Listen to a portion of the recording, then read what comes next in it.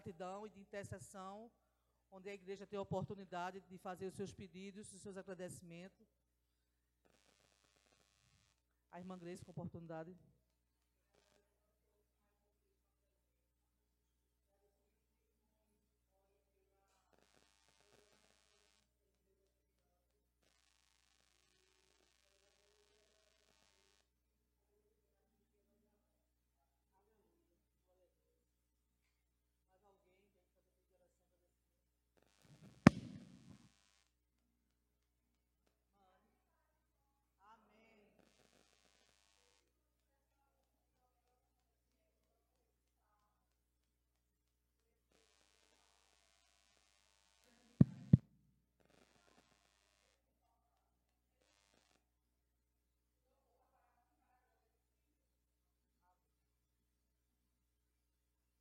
Quero pedir oração também pela minha vida espiritual, né? Pela minha casa. Eu quero louvar a Deus pelas suas misericórdias que se renovam a cada manhã, pela sua graça, pelo seu perdão, pela sua fidelidade, pelo dom da vida. Alguém? Alguém mais quer agradecer, fazer pedido de oração? Seminarista Pedro.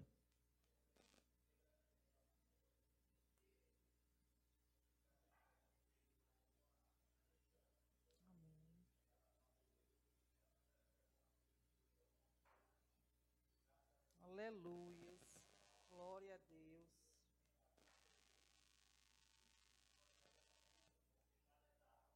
Amém,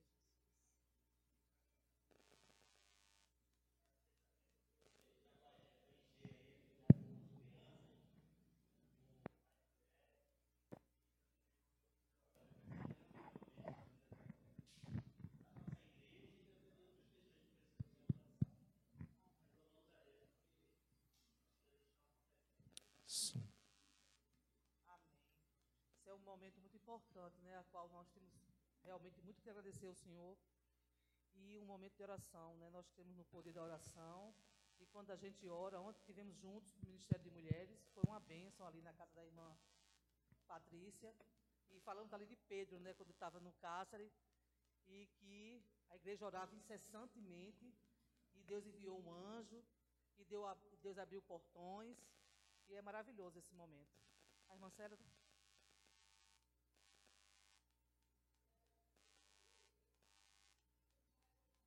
Amém.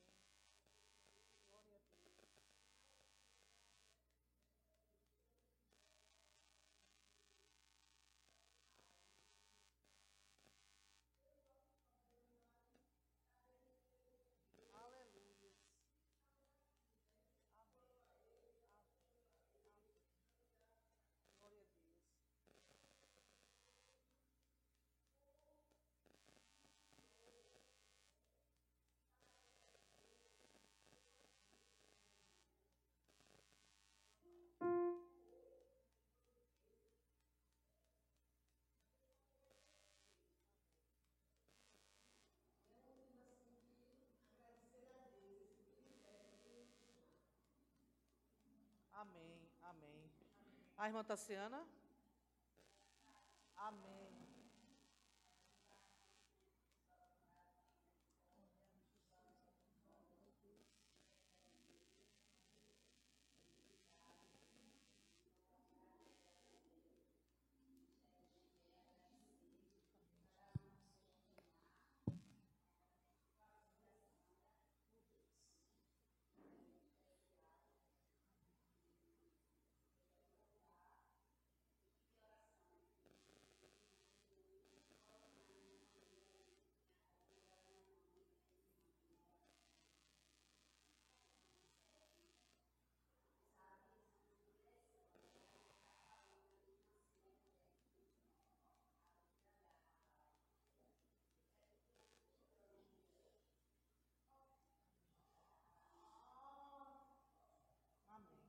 Amém. Vamos orar. Vou pedir à irmã Margarete que nos eleve a Deus em oração. Irmã Olívia, em oração pelos agradecimentos. E o irmão Flávio pelos pedidos que foram feitos.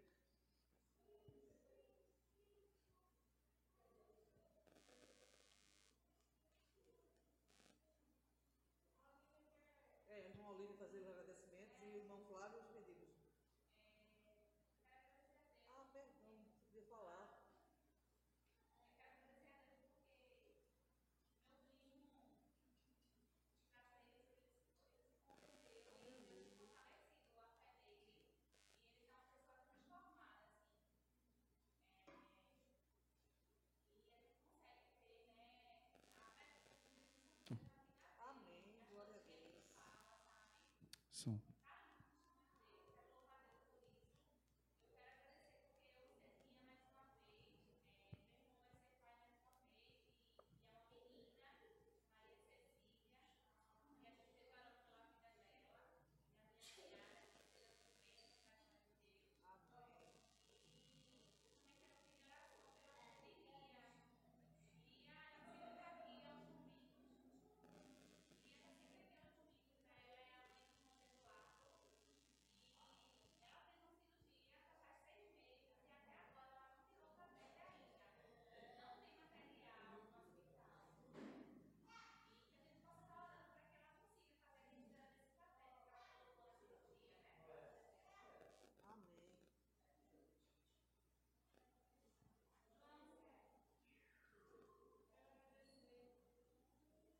Pois não.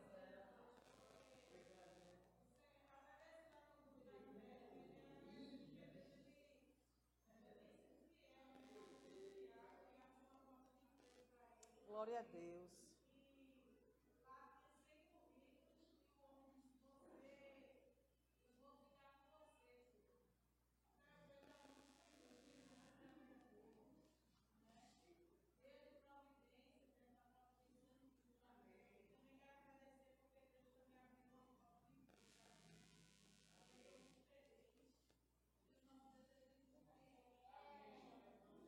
Amém. Vamos lá, João? Pode falar.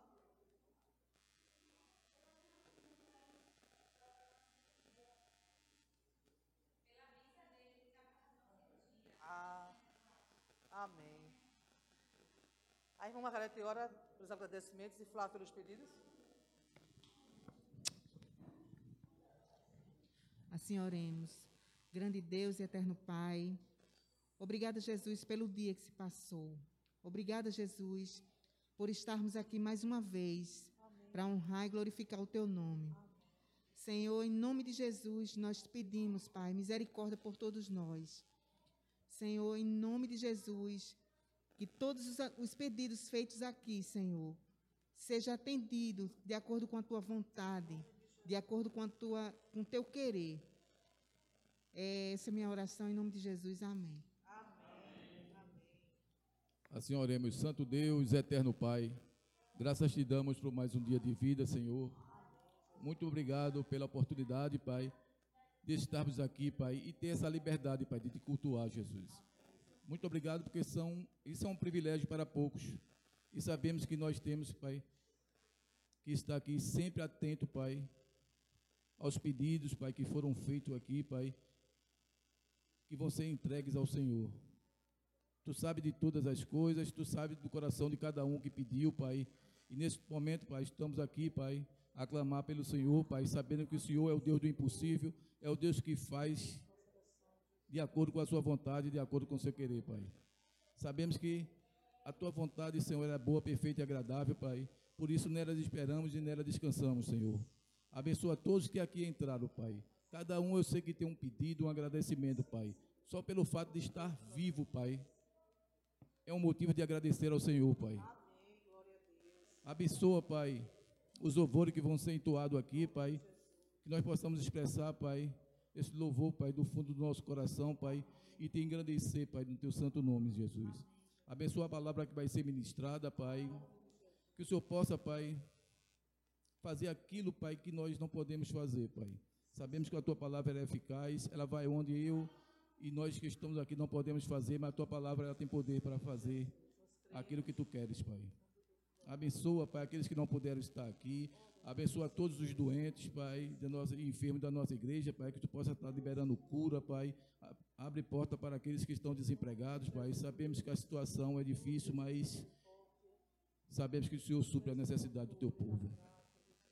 Muito obrigado por tudo, Pai. É isso que te pedimos e te agradecemos no nome santo do Teu Filho Jesus. Amém, Senhor. Amém. Glória a Deus. Vamos à leitura bíblica responsiva, que se encontra em Mateus 16 a 22.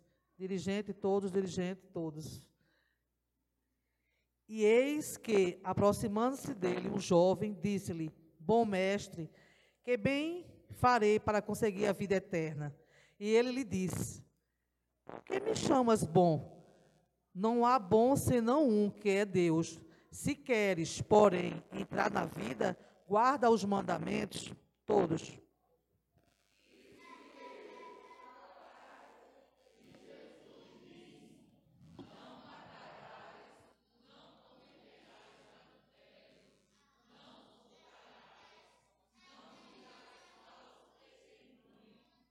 Honra teu pai e tua mãe, e ama o teu próximo. E disse-lhe o jovem: tudo isso tenho guardado desde a minha mocidade. Que me falta ainda? Disse-lhe Jesus: se queres ser perfeito, vai, vende tudo o que tens e dá aos pobres, e terás um tesouro no céu. E vem e segue-me. Todos.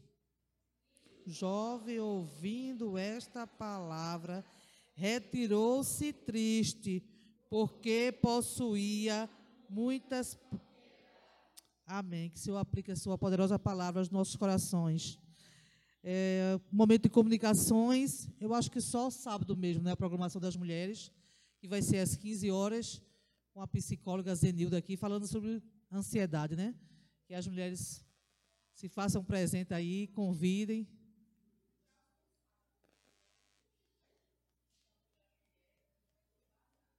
Sábado agora já bazar? Pronto. Desse sábado a 8, bazar. É isso? Para a gente se programar, quem tiver material em casa, trazer. Vamos divulgar as datas no grupo, ok? Momento de louvor, uma oportunidade.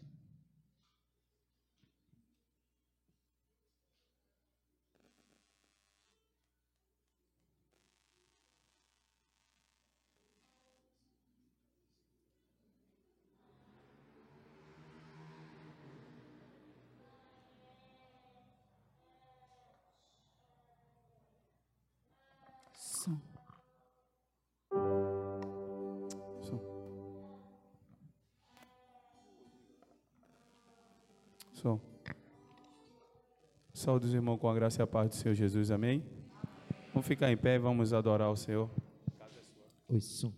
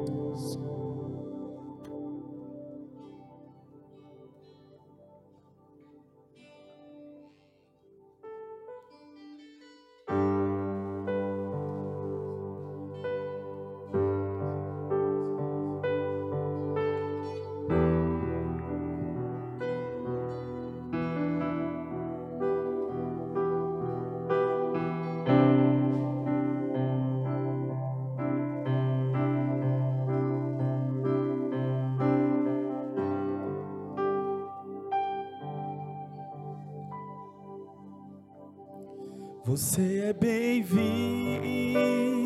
aqui. A casa é sua, pode entrar. Me esvazio de mim, me esvazio de mim.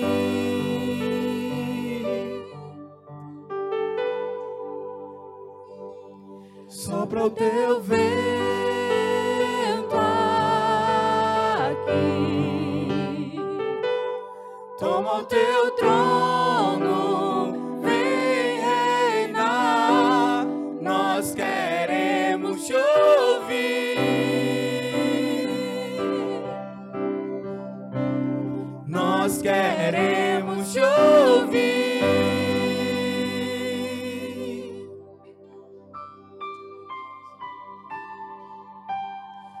Essa casa é sua casa, nós deixamos ela pra você, Jesus. Essa casa é sua casa, nós deixamos ela pra você. Jesus, essa casa é sua casa, nós deixamos ela pra você. Jesus, essa casa é sua casa, nós deixamos ela pra você.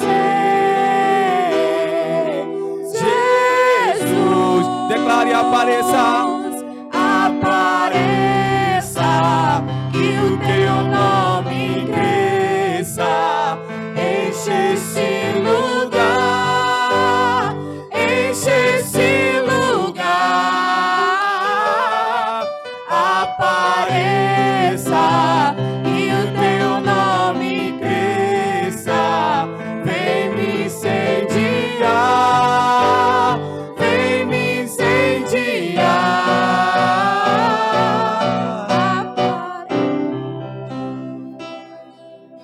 Aleluia.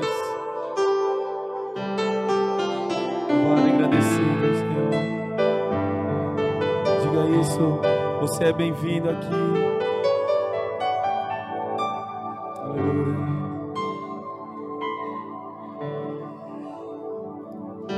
Você é bem-vindo aqui. A casa é sua, pode entrar, me esvazio de mim,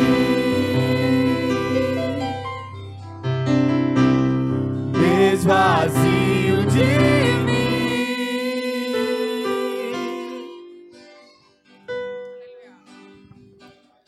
Sopra o teu vento aqui, toma o teu trono, vem reinar, nós queremos te ouvir, nós queremos te ouvir. Declare: essa casa, Senhor, essa casa é sua casa, nós deixamos ela pra você. Jesus, essa casa é sua casa, nós deixamos ela pra você.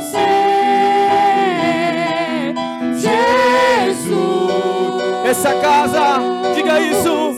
Essa casa é sua casa, nós deixamos ela pra você.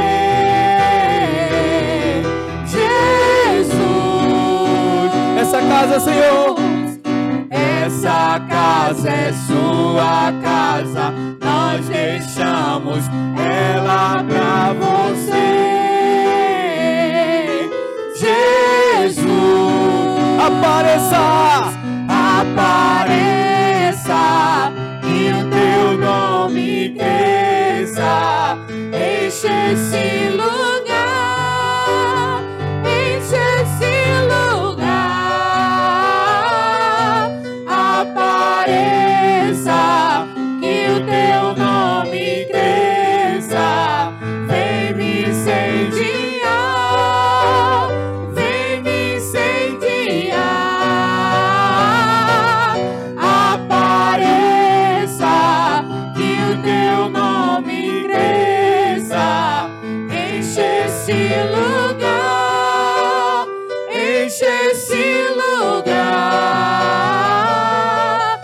Apareça, que o teu nome cresça, vem me incendiar, vem me incendiar. Essa casa é sua casa, nós deixamos ela pra você. Jesus,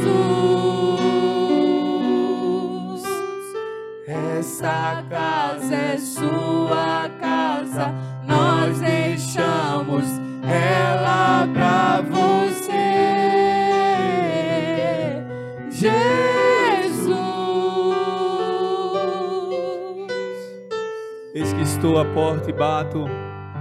Se alguém ouvir a minha voz e abrir a porta, eu entrarei e cearei com ele e ele comigo. Eis-nos aqui, Senhor, estamos de porta aberta, Pai. Pode entrar. Você pode dizer isso, pode entrar, Senhor. Você pode declarar isso essa noite, dizer, pode entrar, Senhor. Estamos de porta aberta, Pai. Pode entrar, Senhor, e faz como lhe apraz, Senhor. Fique à vontade, Senhor. Vai no quarto da bagunça, Senhor. Tira essa poeira debaixo do tapete, ó Deus. Nos liberta, Senhor, daquilo que nós não conseguimos nos libertar, Senhor. Tira de nós aquilo que não te agrada, Senhor. Nós somos falhos, somos pecadores, Senhor. O Senhor pode entrar, Senhor. O Senhor pode entrar, Senhor. O teu sangue nos comprou, Pai. Nós queremos glorificar, Senhor, o nosso corpo, ó Deus. Nós queremos glorificar, Senhor, o nosso corpo, Senhor. Que o teu nome seja glorificado através de nossas obras, das nossas atitudes. Que o teu nome seja glorificado através dos nossos olhares, Senhor. Oh, Pai, pode entrar, Senhor. Nós erguemos nossas mãos a Ti, Senhor, e dizemos, ó Pai, pode entrar, Senhor. Essa casa é Tua, esse lugar é Teu, Senhor. Sabemos que o Senhor não habita em templo feito por mãos, ó Deus. Mas o Teu Espírito Santo, aquele que é santo, que é poderoso, o Senhor sim habita, Senhor. É o Senhor que nos convence do juízo. É o Senhor que nos convence do pecado. O Senhor que nos convence, ó Deus. Ó Pai, pode entrar, Senhor. Não afaste Teu Espírito Santo de nós, Senhor. Aleluia, Senhor. A Tua palavra vai dizer que o Senhor tem ciúme de nós, Senhor. O Senhor tem ciúme, ó Deus. Nós não podemos amar o mundo, ó Deus, nem aquilo que há no mundo, ó Deus. Aleluia, Senhor. Fique à vontade, Senhor. Essa casa é sua casa, nós deixamos ela pra você, Jesus. Essa casa é sua casa, nós deixamos ela pra você, Jesus. Essa casa é sua casa, nós deixamos ela pra você. Aleluia. Jesus. Essa casa é sua casa, nós deixamos ela pra você, Jesus. Apareça, e o teu nome cresça, enche esse lugar, enche esse lugar. Apareça, e o teu nome cresça, vem me incendiar, vem me incendiar.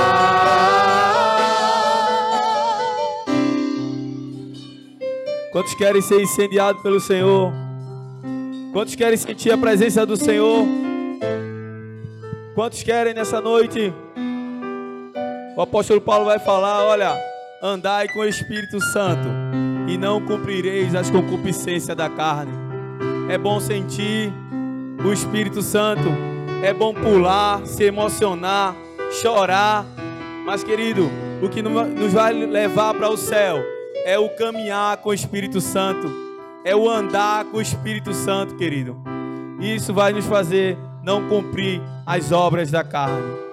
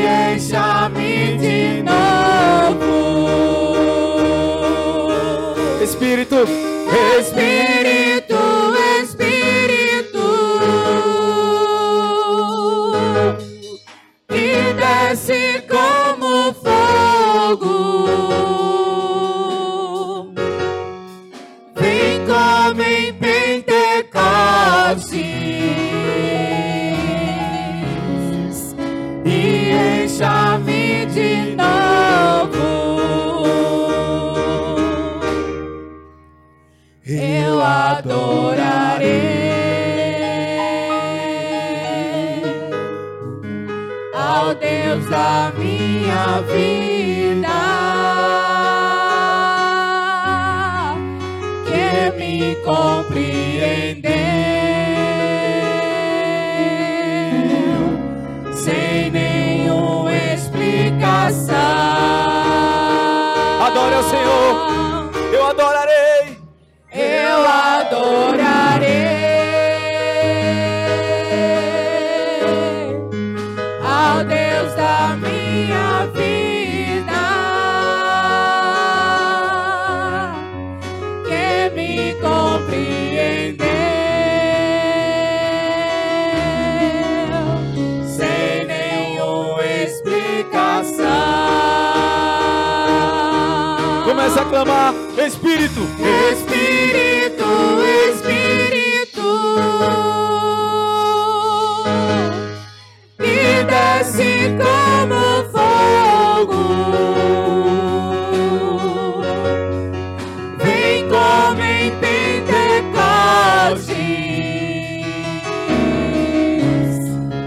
e encha-me de novo. Espírito, Espírito, que desce como fogo, vem como em Pentecostes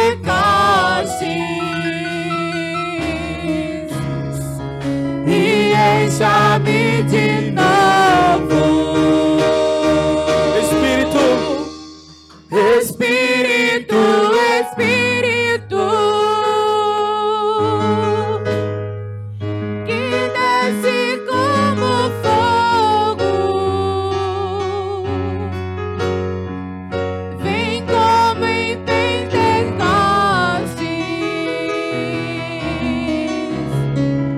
e encha-me de novo. aleluias. Estavam todos reunidos no mesmo lugar e veio como um vento, como o som de um vento impetuoso e encheu toda a casa que estavam. E ali foram vistas com ele língua repartida como de fogo, ao qual foram cheios e todos começaram a falar em outras línguas. Querido, a finalidade da descida do Espírito Santo em Pentecoste era para que se cumprisse a promessa que o profeta disse e que todos fossem suas testemunhas, querido. Nós somos cheios do Espírito Santo para testemunhar do Senhor Jesus. Nós somos cheios do Espírito Santo para pregar o seu Evangelho, querido. Então nós vamos clamar mais uma vez: Espírito, vem como em Pentecoste, como aquele dia, que nós possamos pregar o teu Evangelho cheio do Espírito Santo, com autoridade e intrepidez. Que nós possamos clamar: Espírito Santo, vem sobre nós, Senhor. Espírito, Espírito, Queremos ser a sua testemunha, Senhor. que desce como fogo, Eis-nos aqui, vem como em Pentecostes e encha-me de novo. Espírito, Espírito, que desce como fogo, vem como em Pentecostes e encha-me de novo.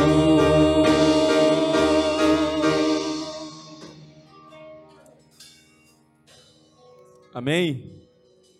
Queridos, vamos fazer o último louvor e nesse último louvor vamos fazer a nossa dedicação de bens e vida, amém? Os irmãos estão com a oportunidade de dedicar seus dízimos, suas ofertas no gasofilácio. Nós vamos cantar esse louvor que tem como título Jesus, ele é o plano perfeito. E essa música ela lembra muito de Pedro, né? Que Pedro estava com Jesus, andou com Jesus, viu os milagres e Pedro ele negou.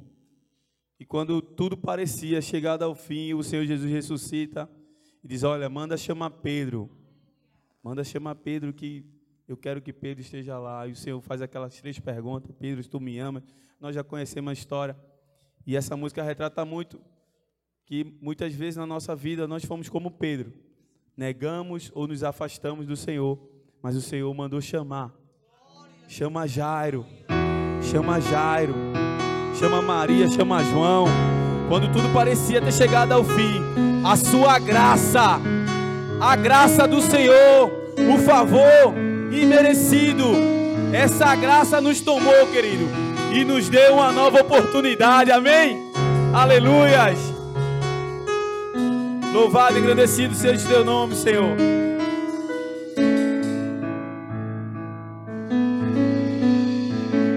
Um plano para salvar, um pacto para selar, silêncio no céu, resgate e salvação, encheu seu coração, ele nem hesitou. Ele se entregou por mim e por você. No palco do amor, o autor anunciou a vida e salvação. Tudo que ele fez foi obedecer o plano que Deus escreveu. E quando a minha história parecia ter chegado ao fim, a sua graça me alcançou. E quando tudo parecia estar perdido naquela cruz, o seu sangue me libertou.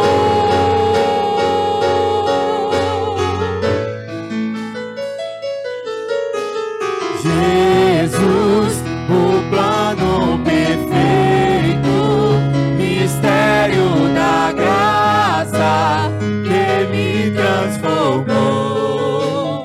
O seu nome é Jesus, nome sobre todos, veio pra salvar, ele me salvou. um plano para salvar, Um pacto pra selar, silêncio no céu, resgate e salvação, encheu seu coração, ele nem hesitou. ele se entregou, querido. No palco do amor, o autor anunciou a vida e salvação. Tudo que ele fez foi obedecer o plano que Deus escreveu. E quando a minha história parecia ter chegado ao fim, a sua graça me alcançou. E quando tudo parecia estar perdido naquela cruz, o seu sangue me libertou.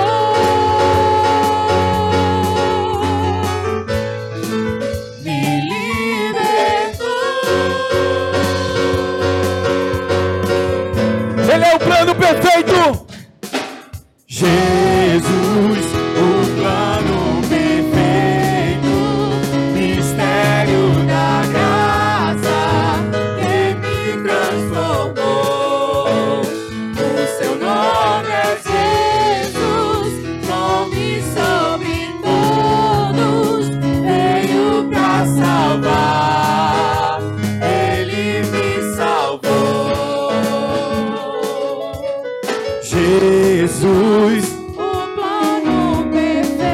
Declara isso, igreja. Ele é o Cordeiro.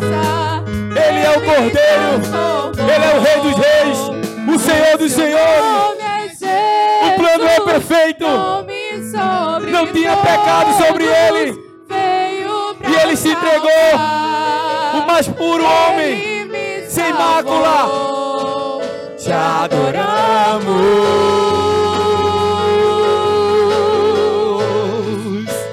Te adoramos.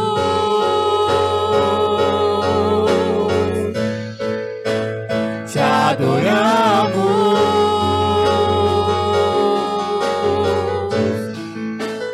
Te adoramos.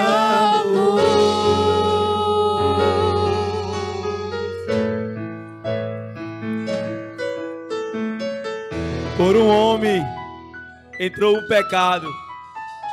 E por Jesus Cristo fomos libertos desse pecado. Onde abundou o pecado, superabundou a graça de Deus. Querido, não tem como expressar essa paz que excede todo entendimento. Mas a palavra diz que o Senhor nos amou quando nós éramos ainda os seus inimigos, querido. Isso é maravilhoso, esse amor é incondicional, querido. Ele foi atrás, naquela parábola, ele foi atrás da ovelha perdida. Ele procurou aquela dracma por todo lugar da casa. Ele estava de braços abertos, esperando o filho pródigo, querido. Nós não somos melhores do que as pessoas que estão aí fora. Pelo contrário, nós somos devedores porque nós conhecemos a verdade. Mas o Senhor quer me usar e quer te usar para buscar mais pessoas que estão aí fora. E é através da sua vida, não precisa falar nada, só viva o Evangelho, mudança de vida, novidade de vida. É isso. As pessoas vão olhar para mim, para você vai dizer quem era você e quem você é hoje. O nome do Senhor vai ser glorificado de todo jeito, querido. Não tem como. Você foi um escolhido por Deus. Eu sou um escolhido por Deus. Por isso que nós te adoramos, Senhor. Por isso que nós bendizemos o teu nome, ó Pai. Louvado e engrandecido seja o teu nome, Senhor. Nós queremos te louvar, ó Senhor. Queremos te agradecer, Senhor, por esse momento, ó Deus.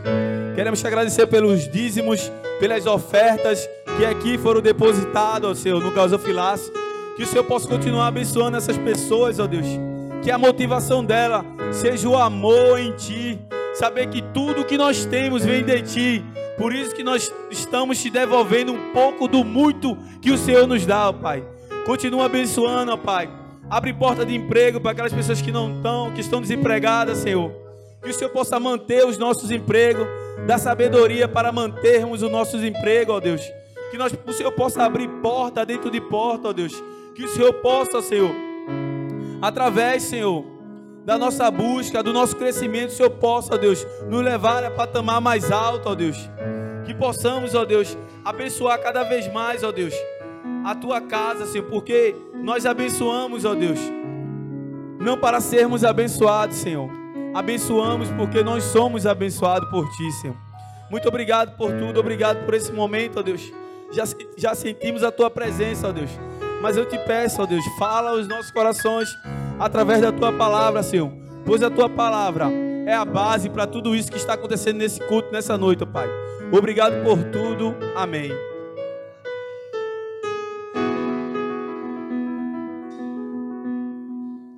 Pastor Márcio.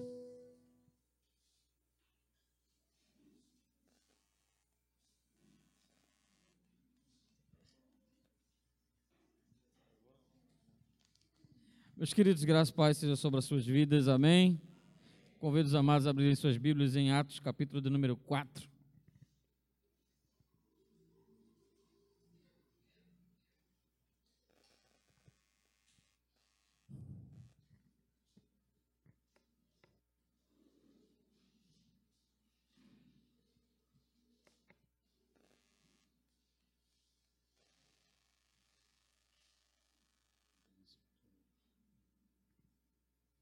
Atos, capítulo do número 4, nós vamos ler do verso 1 ao verso do número 12. Tivemos a oportunidade de fazer essa leitura semana passada e mais uma vez gostaríamos de estar pensando um pouco sobre essa porção do texto sagrado. tradução que eu estou utilizando é revista atualizada. Se você tem um exemplar da mesma, vai ficar mais fácil nos acompanhar. Se não, acompanhe pelo Dataculto, a NVI está sendo utilizada.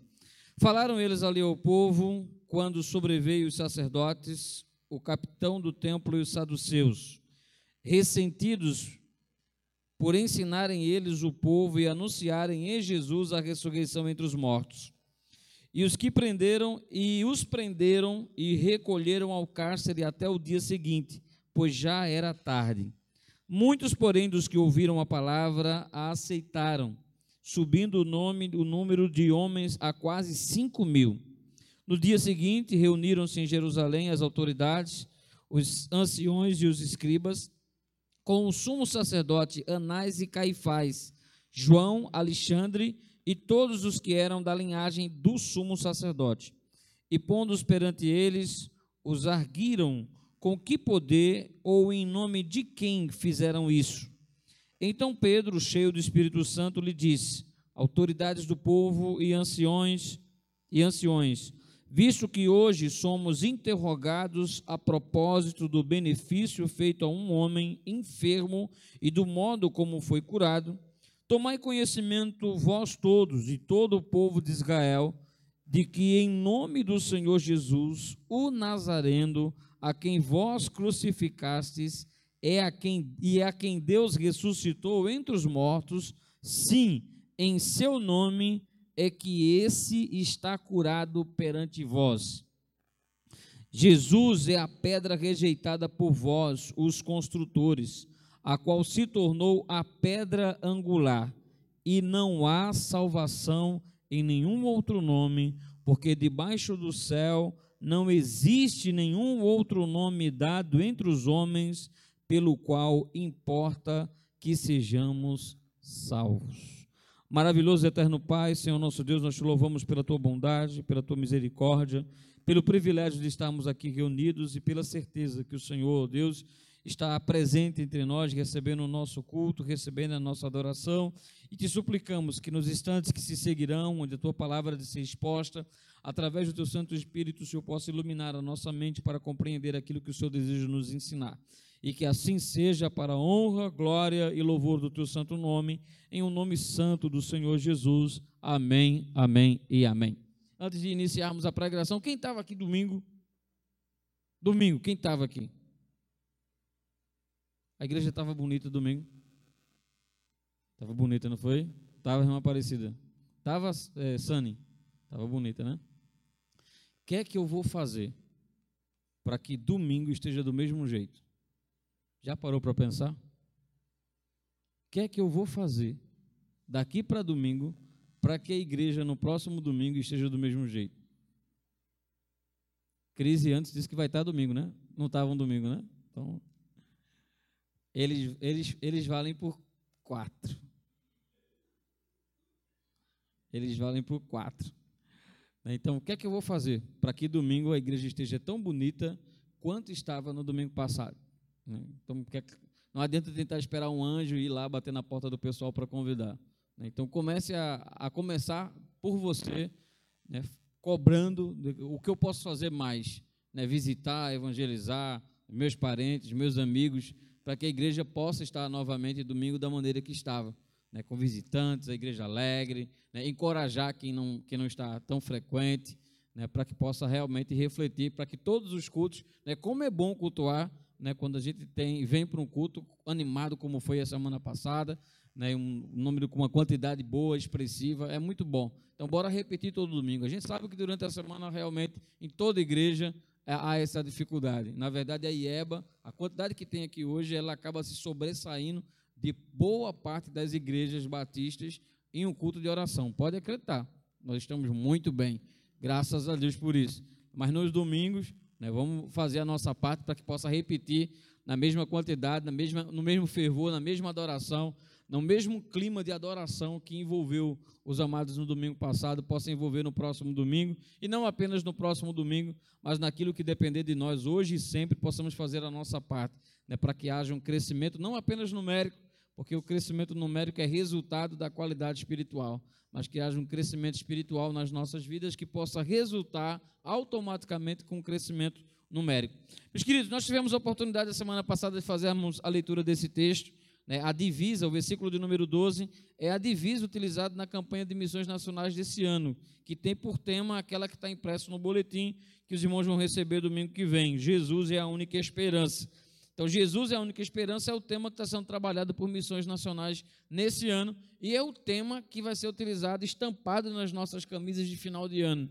Então, todos os anos a igreja trabalha um tema que é o tema da campanha de missão, e esse ano o tema é Jesus, a única esperança. Então, desde já, a gente falou isso na terça-feira passada, né, desde já, já estejam reservando, né, parte aí das suas finanças, algo em torno de 22, 25, 27 reais, mais ou menos esse valor, para que possa adquirir a camisa também de final de ano, para que no dia 31 esteja todo mundo aqui, como sempre esteve, né? Esse ano foi a verdinha, né, também com temas da campanha de missões, como tem sido, eu acredito que nos últimos anos, sempre temos utilizado o tema da campanha de missões, e nada mais oportuno nos dias que nós estamos vivendo, né, de passar, né, essa grande mensagem: Jesus é a única esperança. Bendito seja o nome do Senhor nosso Deus por essa certeza, né, pela certeza de que de fato Ele é a nossa esperança, e a igreja vai poder passar o ano todo levando esse nome estampado na camisa e trabalhando nas suas programações, como nós tivemos a oportunidade de fazer nos outros anos, né, de trabalhar com os jovens, trabalhar com as mulheres, trabalhar com os homens. Eu tenho certeza que vai ser um momento extremamente oportuno.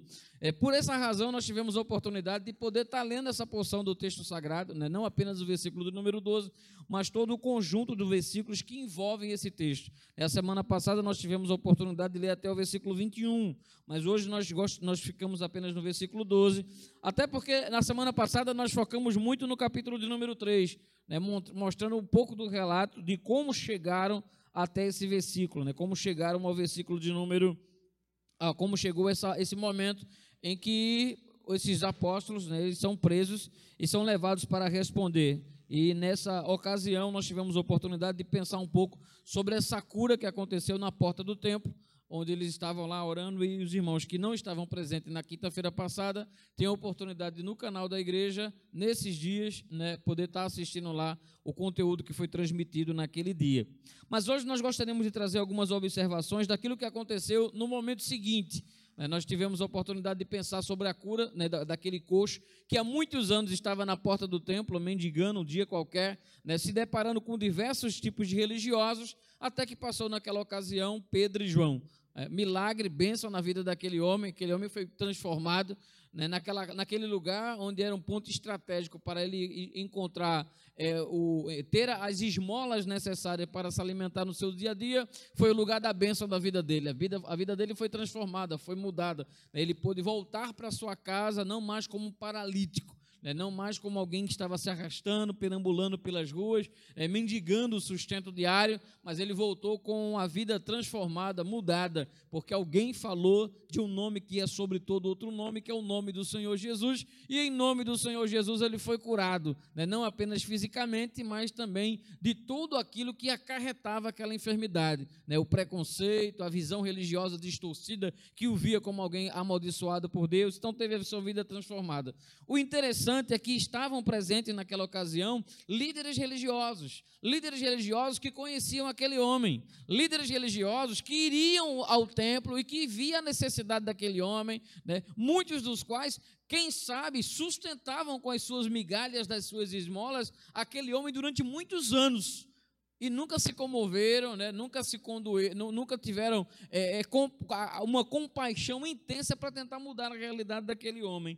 Mas o texto vai nos dizer que aqueles homens, em vez de ficarem alegres, em vez de celebrarem, aquele momento de alegria com aquele homem que era coxo, eles tinham motivos para isso. Eles conheciam aquele homem, ele estava na porta do templo. E nós vamos ver aqui pelo menos 3 personagens: o capitão do templo, os saduceus, que era um grupo religioso da época, era a elite religiosa da época, enquanto os fariseus era a religião do povão, onde a maior parte da população humilde pertencia ao farisaísmo, a religião, a ramificação do judaísmo que se denominava pelos fariseus. O grupo que era mais conhecido como intelectuais e a classe média alta era dos saduceus. E havia também principais, né, mestres do povo que estavam ali presentes, né, que conheciam a realidade, que frequentavam o templo, que faziam as suas orações, que faziam as suas rezas, que faziam as suas súplicas, que faziam os seus sacrifícios no templo. Então ele conhecia muito bem a história dolorosa com a que aquele homem vivia, a história de dor, a história de sofrimento, a história de rejeição, porque eles mesmos contribuíram para que aquele homem fosse rejeitado ao longo do tempo. E aqueles homens, em vez de se alegrarem com a vitória daquele homem, em vez de eles celebrarem um culto de ações de graça para reconhecer a bondade e a misericórdia de Deus na vida daquele homem coxo, eles se encheram de ira, de raiva. Eles não conseguiram observar o milagre, porque o milagre foi ofuscado pela mensagem que Pedro e João traziam nos seus lábios. Uma mensagem que anunciava acerca de Jesus e acerca da ressurreição. E o mais triste que o texto nos mostra é que, por uma visão teológica distorcida desses líderes religiosos, sobretudo dos saduceus, não conseguiram celebrar, não conseguiram se alegrar do milagre que o Senhor havia feito naquela ocasião, trazendo cura àquele coxo. O texto vai nos dizer que os saduceus, por exemplo, eles não acreditavam na ressurreição, e essa era a razão pela qual eles estavam irritados com a mensagem de Jesus. Vamos observar o texto mais atentamente. O texto vai nos dizer, no versículo de número 2, de que eles estavam ressentidos porque eles, Pedro e João, estavam ensinando o povo acerca de Jesus e acerca da ressurreição dos mortos. Essas duas mensagens para aqueles líderes religiosos daquela época eram uma mensagem ofensiva. Primeiro porque Jesus havia sido condenado, havia sido morto como malfeitor. As pessoas olhavam Jesus como um falso profeta, como alguém que estava se levantando contra o judaísmo, se levantando contra a política da sua época, as autoridades políticas daquela época, como revolucionário. Era assim que Jesus era visto, e era assim que os líderes religiosos, de certa forma, incutiam na mente das pessoas, né? Transmitiam para as pessoas que pudessem acreditar e terem essa visão distorcida do Senhor Jesus. Mas a Escritura vai nos dizer, meus queridos, que havia outra razão pela qual aquelas pessoas não estavam desejosas, não estavam alegres com a mensagem de Pedro e João, e a razão era que eles estavam acreditando e ensinando acerca da ressurreição dos mortos. Quando nós lemos depois da pregação, né, depois do milagre, nós vamos observar que os versículos que se seguirão, o apóstolo Pedro vai tomar a palavra, aproveitar a oportunidade e falar acerca da ressurreição. A ressurreição era uma doutrina rebatida pelos saduceus, que na sua teologia dizia que ressurreição não existia, como está de acordo com Mateus, capítulo de número 22, versículo de número 23, onde nos dá essa informação acerca dos saduceus, que eles não acreditavam em anjos, que eles não acreditavam na ressurreição. Então, por não acreditar e porque teologicamente não estavam de acordo com aquilo que eles acreditavam, eles estavam prontos para rejeitar o milagre, algo sobrenatural que Deus estava fazendo diante dos seus olhos. Tinha acabado de acontecer, eles viram, foram testemunha, conhecia aquele cidadão que tinha 40 anos de vida. O versículo de número 22 do capítulo 4 vai nos dar essa informação. 40 anos de vida, não sabemos quanto tempo ele estava mendigando naquele local, mas era conhecido de todos a história daquele homem. E em vez de eles se alegrarem pelo milagre ocorrido, eles encontraram motivos para afrontar a mensagem, para combater a mensagem e para perseguir Pedro e para perseguir o apóstolo João. Como eles tinham a autoridade na mão, como eles tinham a influência do poder na sua mão, eles prenderam a esses dois discípulos do Senhor, levaram ao cárcere e durante algumas horas eles estiveram presos. Durante aquela noite foi uma noite de reflexão na vida de Pedro e na vida de João. Diferente do que aconteceu com Paulo e Silas na prisão, texto que foi, pelo que me parece, utilizado ontem à noite pela irmã Sandra, foi a irmã Sandra que pregou ontem. Rapaz, perdi a oportunidade de ver a irmã Sandra pregar. Glória, chega, estou arrepiado aqui, bendito seja o nome de Jesus, glória. Então, Diferente de Paulo e Silas na prisão,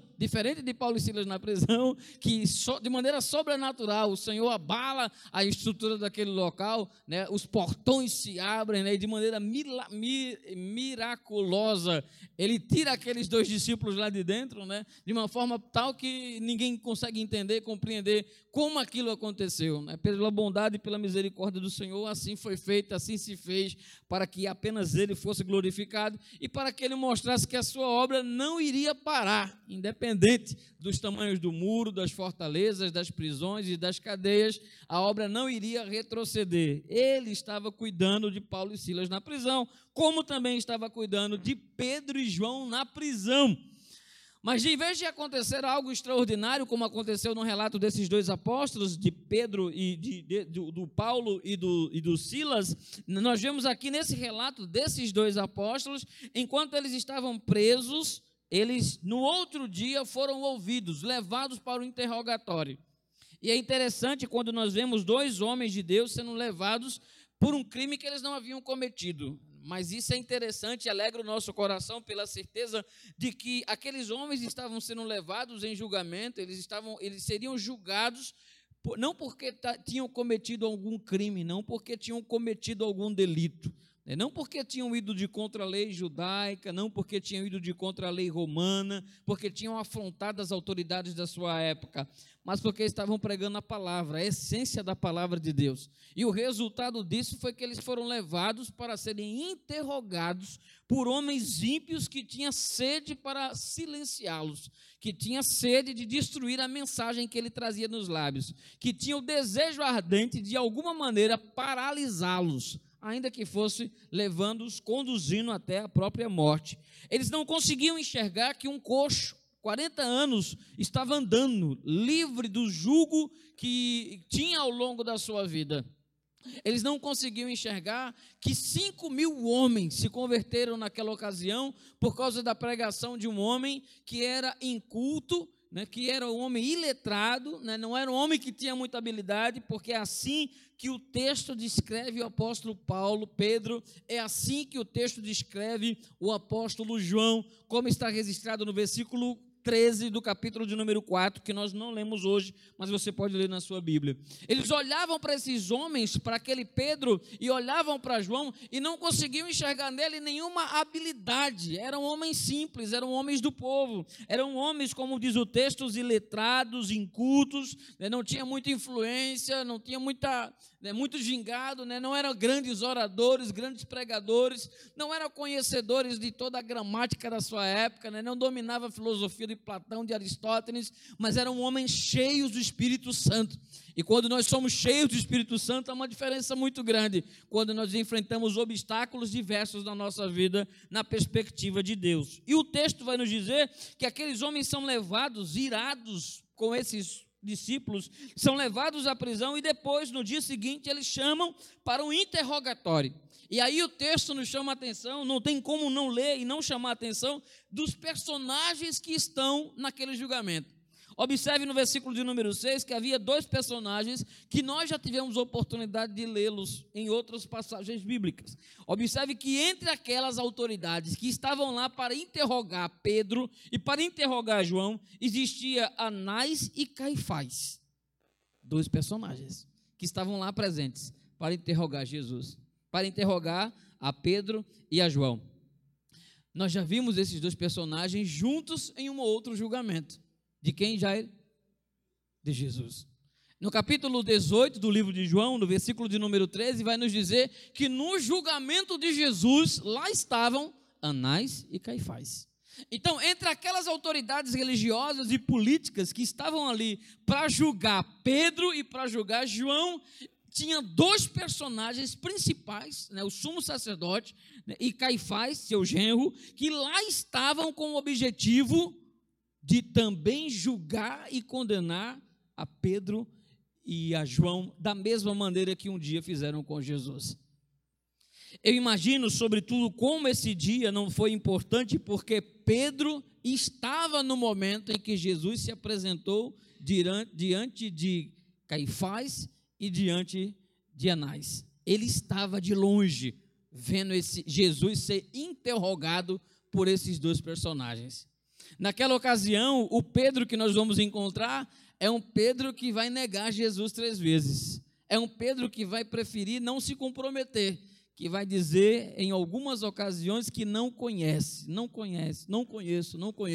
Você não sabe o que está falando, você está delirando. Eu não conheço esse homem, eu não tenho parte com esse homem, eu não me estive com aquele homem. Ainda que alguém olhasse para ele e dissesse, mas a tua fala te condena, você está querendo enganar quem? Mas ele continuava dizendo, eu não o conheço.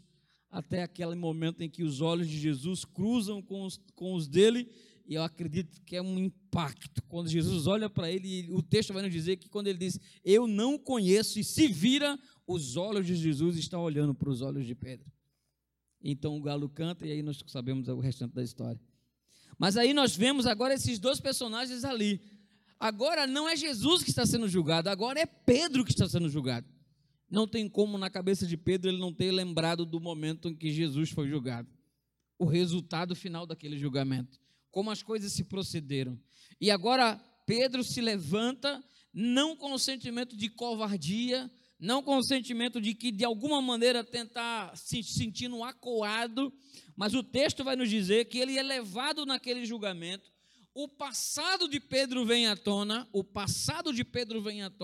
aquela noite em que ele traiu Jesus, aquela noite em que ele negou Jesus, aquela noite em que ele viu o seu mestre ser julgado, participando de todo aquele julgamento, aquela encenação armada com a intenção de tirar a vida do Senhor Jesus, na presença de Anás e Caifás, e agora ele está vivenciando novamente aquele momento onde ele é interrogado por esses mesmos personagens. O texto vai nos dizer, então, no versículo de número 8, que Pedro está cheio do Espírito Santo. Que diferença! Qual era o sentimento que estava no coração de Pedro, Alex, naquele dia, lá, naquela noite, anos atrás, talvez meses ou anos atrás, quando Jesus foi negado? Um sentimento de medo, um sentimento de covardia dominava o coração de Pedro, porque ele não queria ter o mesmo fim que Jesus. Ele estava pronto a negar 1, 2, 3 vezes, quantas vezes fosse necessária, porque o instinto de sobrevivência era maior. Ele queria permanecer vivo, ele queria sair vivo daquela ocasião. Ele não queria se comprometer com aquela realidade e ter o mesmo fim. Ele queria acompanhar de longe, sem se comprometer, sem ter nenhum dano por isso. Mas naquela ocasião, ele não está com o coração cheio de medo, cheio de covardia, naquele dia, cheio de frustração.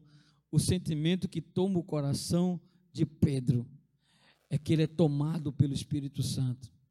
O Espírito Santo preenche o coração de Pedro. Não há medo da morte, não há aquela sensação de que vou tentar de alguma maneira colocar os panos quentes para tentar me livrar dessa situação. Mas o texto diz que, cheio do Espírito Santo, ele toma a palavra, ao receber a palavra, ele se dirige às autoridades do povo, e ele parece que está fazendo de fato a sua defesa. Ele se dirige às autoridades presentes, como no julgamento mesmo, e prossegue dizendo, nós estamos sendo julgados, porque nós proferimos um bem a um homem, nós fizemos um bem a um homem, ele foi curado. Essa é a razão de nós estarmos sendo julgados. Esse é o objetivo de nós estarmos aqui. Nós não cometemos crime, nós não cometemos delito algum, nada fizemos de errado para estarmos aqui. Nós somos presos, levados para o cárcere, passamos toda a noite, agora nós estamos aqui sendo julgados e interrogados, mas nós estamos sendo julgados e interrogados porque nós fizemos um bem a uma pessoa, porque nós proporcionamos a cura a essa pessoa. Isso nos faz lembrar, meus queridos, o texto de 1 Pedro, no capítulo 2, verso de número 12, quando nos fala de que em algumas ocasiões na vida do cristão é possível que ele precise, enfrentar algumas calúnias, algumas situações difíceis, mas que a nossa vida exemplar, nós possamos a todos, aqueles que nos acusam pela nossa vida, pela nossa postura, pela nossa ética, pelo nosso caminhar com Cristo, destruir todos os argumentos, todas as narrativas. Observe o que Pedro vai nos dizer no capítulo 2, versículo de número 12. 1 Pedro, capítulo de número 2, verso de número 12. Veja qual é a informação que o apóstolo Pedro vai nos dizer. Mantendo exemplar o vosso procedimento no meio dos gentios, para que naquilo que falam mal de vós como de malfeitores, observando em vossas boas obras, glorifiquem ao Deus no dia da visitação. Então, naquilo que falam mal de vós, que ao caminhar, ao ver o seu exemplo, sejam reprovados. Então, é possível, e o texto vai nos dizer que haveria situações, Jesus vai preparar o coração dos seus discípulos, que em diversas ocasiões eles poderiam ser levados a juízo, eles poderiam ter que se apresentar diante de reis, diante de governantes. É isso que está registrado, por exemplo, em Mateus no capítulo 10, versículo de número 18, é isso que está registrado em Marcos no capítulo 13, versículo de número 9, onde Jesus, preparando o coração dos discípulos, assegurou aos mesmos que eles enfrentariam momentos difíceis e que eles deveriam ter a graça de serem instruídos pelo Espírito Santo no abrir e fechar dos seus lábios ao responder àqueles que estavam ali para julgá-los, para condená-los. Tendo essa certeza de que Jesus já havia os avisado, agora cheio da presença do Espírito Santo, com a habilidade de um advogado de defesa, defendendo a sua causa própria, ele abre dizendo: nós não cometemos crime algum, nós estamos aqui por ter feito bem, porque nós curamos a um homem, né? E isso nos faz lembrar que toda aquela situação estava armada, mais uma vez, com a intenção de prejudicar a obra, prejudicar o reino, paralisar a igreja, silenciando dois ícones da fé, que era, no caso, Pedro, e era um homem de Deus chamado João. Mas toda aquela armação, mais uma vez montada com a intenção de prejudicar a igreja, nos faz lembrar também do texto de Isaías, capítulo de número 54, onde o profeta messiânico, no versículo 17, vai nos dizer: toda arma forjada contra ti não prosperará, toda língua que ousar se levantar contra ti, em juízo tu a condenarás. Essa é a herança dos servos do Senhor, e o seu direito de mim procede, diz o Senhor.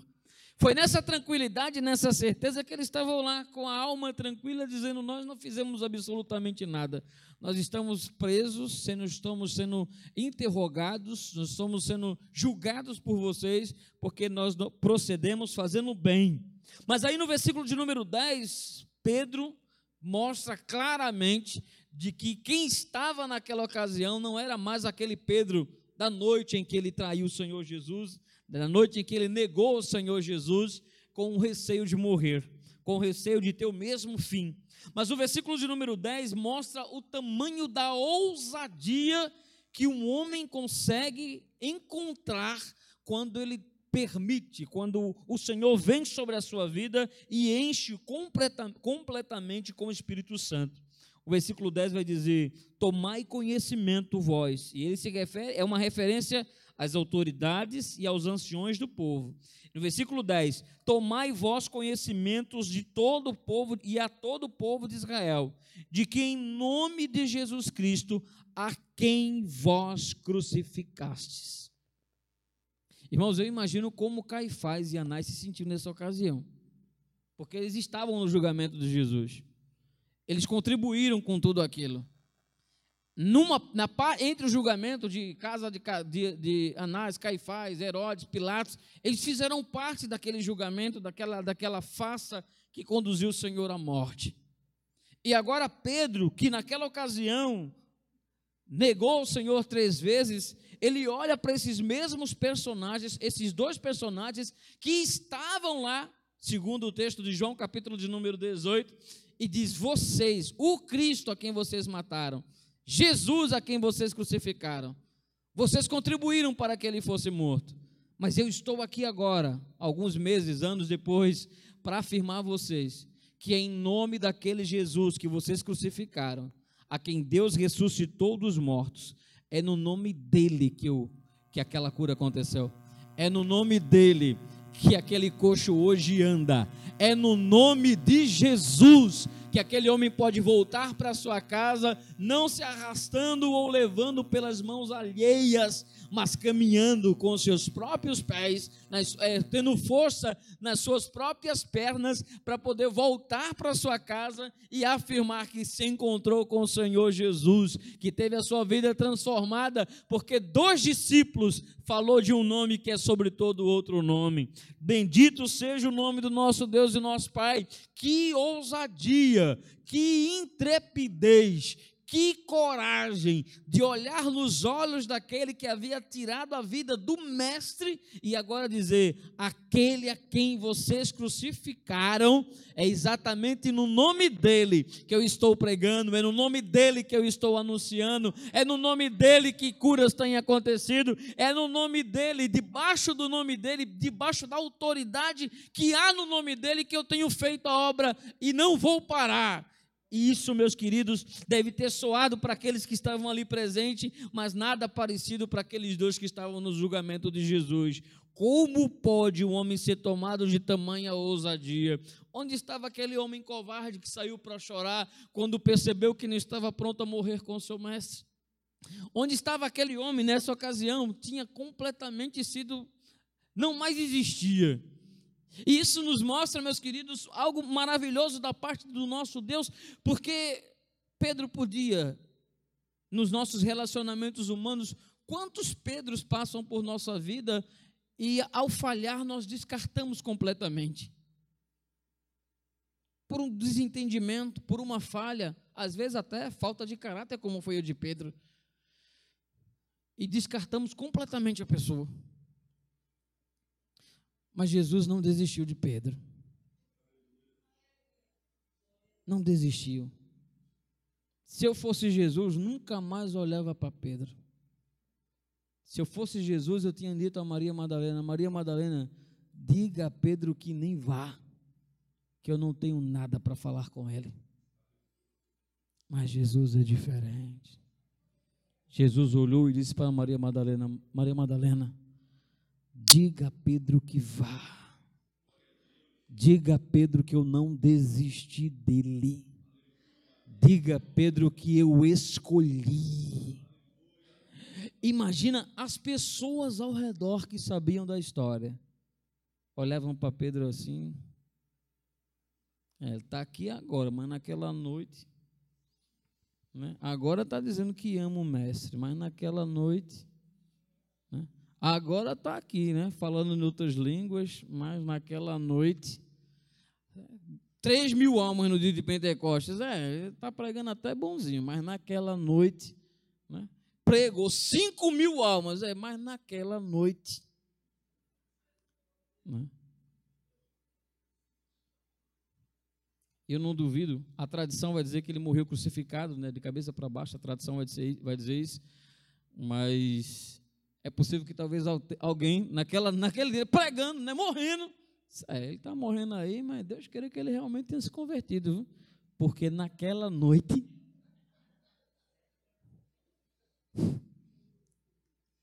ainda bem que aqui não tem ninguém que vai dizer naquela noite.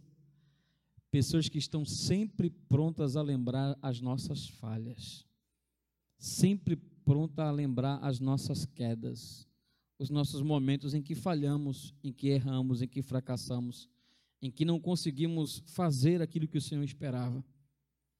Mas louvado seja Deus, porque em Jesus de Nazaré, o Cristo, sempre há oportunidade de recomeço. E Deus não descartou a Pedro. Confrontou com amor, mas o confronto com amor foi incumbido de uma grande responsabilidade. Apacenta as minhas ovelhas, cuida das minhas ovelhas. Tu me amas, eu te amo. Tu me amas, eu te amo. Tu me amas, eu te amo. Tu me amas, tu sabes tudo. Quem de nós, irmãos, poderia olhar para os olhos de Jesus e dizer: Jesus, eu te amo, e o Senhor sabe que de fato eu amo. Mas Pedro, que errou, que falhou, que mentiu, que negou, conseguiu olhar para os olhos do Mestre e dizer: eu te amo e tu sabes que eu te amo. Tu sabes que eu te amo. Agora aquele Pedro olha para aquelas pessoas que mataram Jesus e disse: vocês mataram a Jesus, mas não mataram a mensagem de Jesus. Vocês tentaram destruir a mensagem do Evangelho, mas vocês não conseguiram. Por quê? Porque Deus o ressuscitou dos mortos. Porque Jesus é o cumprimento das Escrituras. Não é um líder qualquer. Ele é cumprimento das Escrituras. Porque no versículo de número 11 ele vai dizer: Jesus é a pedra rejeitada por vocês que são os construtores, a qual ela se tornou a pedra angular, a pedra principal. Com isso, Pedro estava afirmando: Jesus é o cumprimento das Escrituras. Porque em Salmo 118, versículo 22, lá está escrito de que haverá uma pedra que será rejeitada, e que essa pedra que é rejeitada, ela se tornará a pedra angular, a pedra principal. E ele olha para aqueles que mataram Jesus e afirma: aqueles que vocês crucificaram, Deus ressuscitou, e ele é o cumprimento das Escrituras. Essas que vocês carregam nos seus pergaminhos, nos rolos escritos, eu quero que vocês saibam que ele é a pedra que foi rejeitada por vocês, mas que essa pedra rejeitada é a pedra principal, a pedra angular, onde nós podemos de fato sustentar. E então ele prossegue no versículo de número 12, naquela sua defesa, ele diz: e não há salvação em nenhum outro nome, porque também debaixo do céu nenhum outro nome é dado, pelo qual importa que sejamos salvos. Bendito seja o nome de Jesus. E pelo menos nós poderíamos destacar 3 verdades desse versículo de número 12. O peso primeiro doutrinário que esse versículo nos traz. Não há nenhum outro nome. Nos faz lembrar do texto, por exemplo, onde o apóstolo Paulo vai nos dizer que não há nenhum outro mediador entre Deus e os homens que não seja Jesus. Por melhor que tenha sido o líder religioso, cristão ou não, a nossa salvação apenas é possível através do Senhor Jesus. Nenhum outro nome. Ninguém pode nos dar essa paz e essa tranquilidade. E existem razões para acreditarmos que de fato ele é, a razão da nossa salvação, a nossa única esperança. Porque ele nasceu de uma virgem em cumprimento à profecia. Porque ele cresceu, desenvolveu, não apenas fisicamente, mas na estatura e em graça diante de Deus e diante dos homens. Nós podemos acreditar que Jesus é o nome acima de todo outro nome, porque em cumprimento das Escrituras ele foi traído por 30 moedas de prata, como Zacarias vai nos dizer.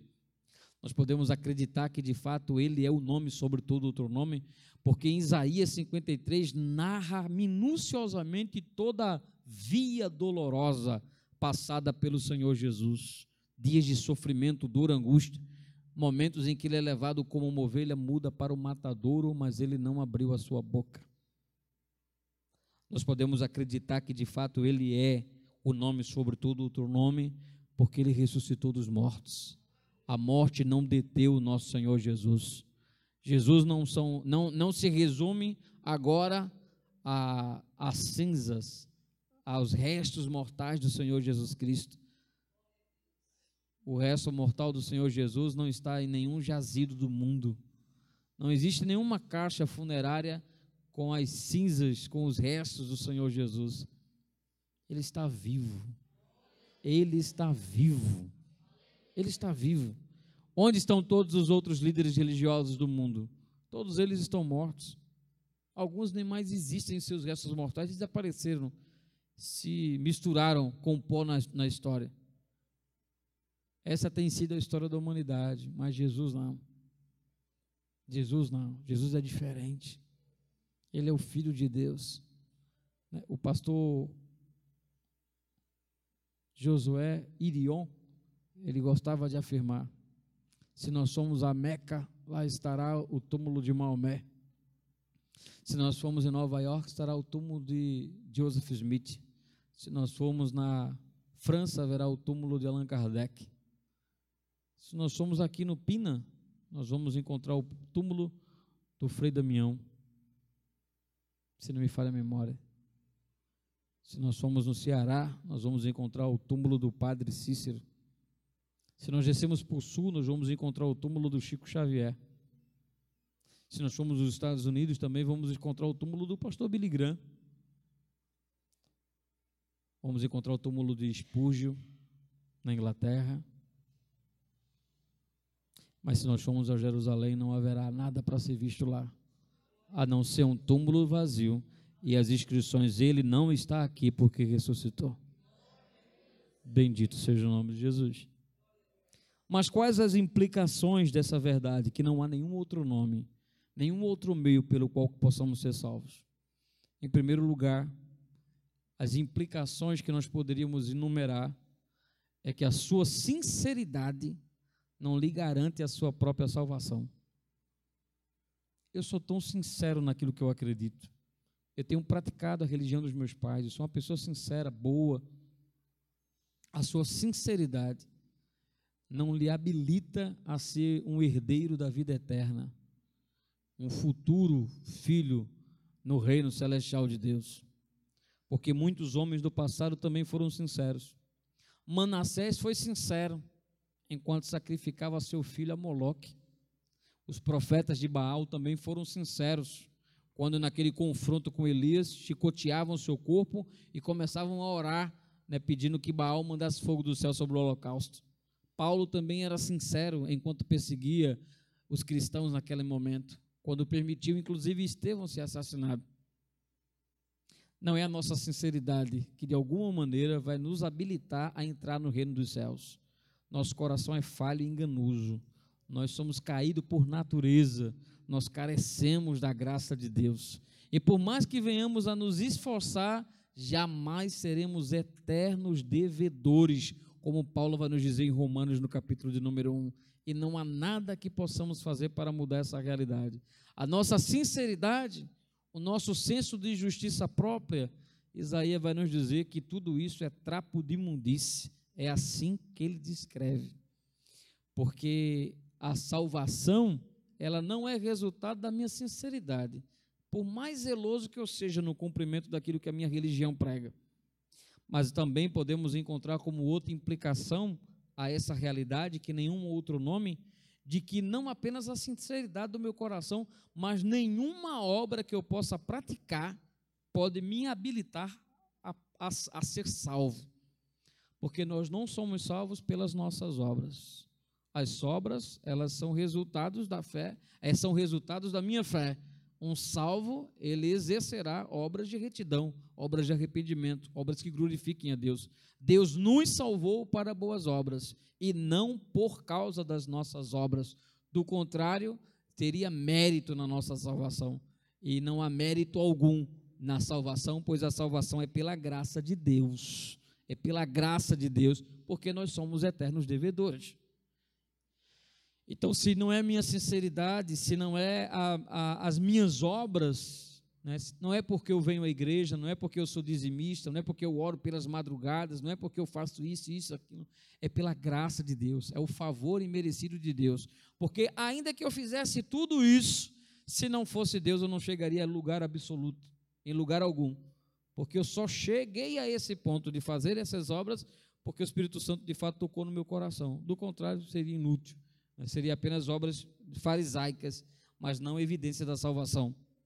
Mas nós podemos também dizer, meus queridos, que a religião, as religiões também são inúteis na tentativa de levar as pessoas para Deus, na tentativa de ser o veículo para Deus. Não há nenhuma religião, nenhuma obra, nenhum sentimento em nós que possa nos conduzir à salvação.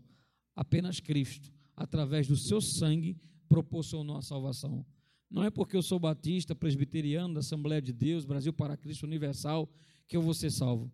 Eu vou ser salvo de fato se eu reconheço Jesus como o único e suficiente Salvador da minha vida, E esse reconhecimento é resultado da ação do Espírito Santo em mim, pois a palavra de Deus nos diz que quem convence o homem dos seus pecados é o Espírito Santo, porque o homem por si só jamais conseguirá chegar a essa conclusão. O homem reage à ação do Espírito Santo na sua vida, reconhecendo que é um perdido, cego, pecador, miserável, que carece de salvação e atraído de cordas de amor pelo Espírito Santo, aceita e reconhece Jesus como Senhor e Salvador da sua vida, tendo a sua vida assim transformada. Que Deus nos abençoe rica e abundantemente. Que o Senhor possa estar trabalhando nas nossas vidas hoje e sempre, a fim de sermos instrumentos para conduzir outras pessoas a compreenderem essa verdade, de que a nossa salvação não é mérito nosso, não é mérito da nossa igreja, por melhor que ela seja, por mais que ela seja bíblica, não é resultado dela, é resultado de Cristo, é resultado da pessoa do Senhor Jesus Cristo, que veio enviado a esse mundo e se ofereceu como uma oferta viva pelos nossos pecados. Louvado seja Deus por isso, porque do contrário todos nós estaríamos condenados, mas o Deus que nos amou primeiro, enviou o seu Filho para pagar o preço, para que nos pudéssemos, enfim, sermos alcançados pela vida eterna. Maravilhoso e eterno Pai, Senhor nosso Deus, nós te louvamos pela tua bondade, pela tua misericórdia, pela tua graça, pela certeza que o Senhor, ó Deus, tem trabalhado nas nossas vidas, a fim de sermos aquilo que o Senhor espera nesses dias tão difíceis, onde nós somos confrontados a todo momento a sermos, ó Deus, a nos comportarmos como covardes diante de algumas situações, mas que o Senhor nos ajude, ó Deus, a termos de fato, sermos arautos da verdade, nos posicionarmos em relação àquilo que é a tua vontade para as nossas vidas. Perdoa-nos, ó Deus, as nossas falhas, as nossas imperfeições, nos ajuda, ó Deus, dia após dia, a estar no centro da tua vontade, no centro do teu querer. Aqui, assim o Senhor nos abençoe de hoje para sempre, é o que nós te suplicamos em o nome do Senhor Jesus. Que o amor de Deus, o nosso Pai, a graça bendita do Senhor Jesus Cristo e as consolações do Divino Espírito Santo sejam multiplicados sobre cada um de nós, desde agora como para todos sempre. Amém, amém e amém. Deus abençoe a todos em nome do Senhor Jesus. Amém?